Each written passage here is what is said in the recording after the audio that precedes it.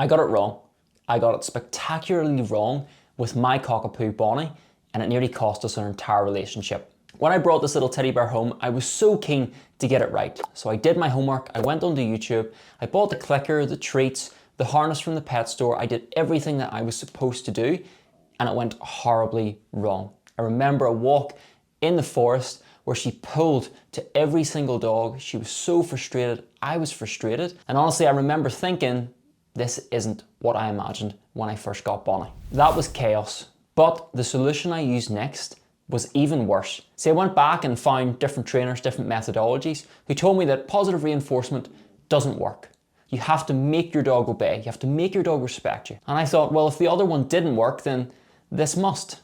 And guess what? Bonnie got better, she got more obedient, but she wasn't the same dog, same fun, sassy dog that I like to be around. And really, what is the point in training a dog if they aren't happier after it?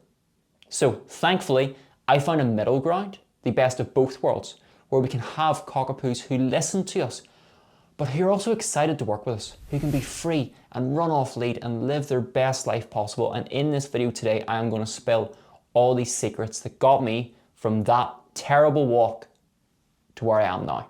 Hey everyone, sorry for the interruption. Just very quickly, I want to let you know about the free Cockapoo reactivity training that I have put together. The 3 pillars about how to fix your Cockapoo's reactivity. Every single owner I speak to gets this wrong. They miss these 3 pillars and it basically guarantees that their Cockapoo's always going to be reactive. However, you get this right and life with your Cockapoo will change. It is completely free and it is linked in the description. Don't miss it. Extreme number 1 is chaos. It's that we can never tell our dog no, and we just have to be the most exciting thing in our dog's world. We have to be sexier than a squirrel. And as we know, for our highly intelligent, high-driven Cockapoos, this isn't always the case. We're going to come across things in the environment that are just more interesting to them, and that's absolutely fine. So that's where this method absolutely fell apart from me. Extreme number 2, though, is the shutdown. It's where we force our dogs to listen to us, and they have no other choice and not even rewarded for doing so. And sure, your dog will listen, but they'll be flat as a pancake, and really, what's the point in that? So I learned the hard way that you don't actually have to choose between these 2 extremes. There is actually a middle ground that you can pick, and guess what? It's the only way that I train now. And fast forward to today, I specialize in helping reactive dog owners find that middle ground. It's a 4-part strategy that respects our dog's nature while still providing them with the guidance and leadership that they need to thrive. Pillar number 1 is motivation. Simply put, you wouldn't show up to work if you weren't getting paid. And even if you did, you wouldn't do a very good job.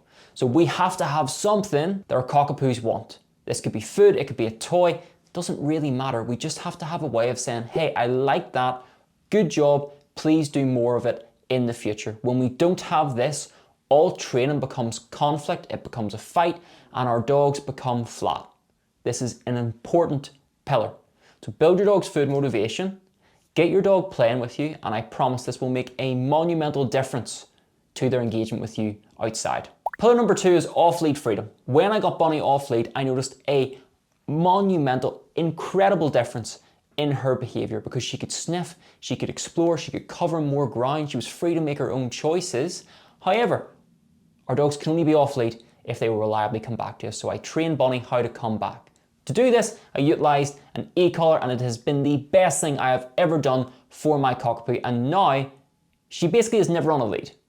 She just runs about exploring, chasing rabbits, and living her best life possible. Pillar number 3 is play. Bonnie, believe it or not, you wouldn't think it looking at her, but she's a spicy little dog who actually really likes conflict.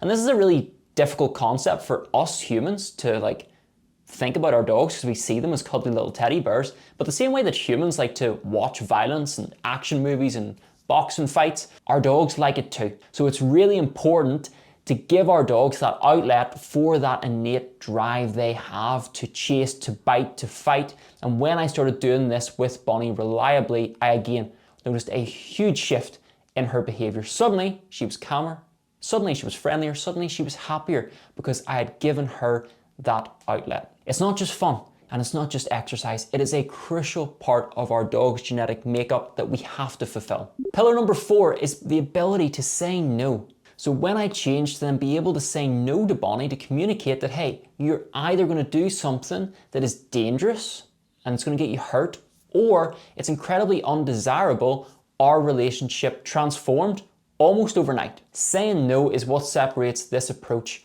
from the rest. The ability to have clarity with our dogs, to take some things and some behaviors off the menu. And guess what this does? Once we have the ability to say no, our dog's world opens up. We don't have to trap our dogs in certain behaviors that they always have to walk beside us on a loose lead, or they always have to be lying in their bed. They can be free at liberty because they know I can do anything, but not just those things that I've been told not to do. This is the real needle mover in your relationship with your Cockapoo, and it is not one to be missed. So I wasted years of Bonnie's life flirting between these strategies, and none of them worked until I found one that did. So there you have it. All the mistakes that I made and ultimately how I made it right with my dog Bonnie. But you're lucky. You don't have to make those mistakes. Follow this strategy and you will see a monumental transformation with your Cockapoo. And if you find this video useful, I guarantee you're going to find this one even better.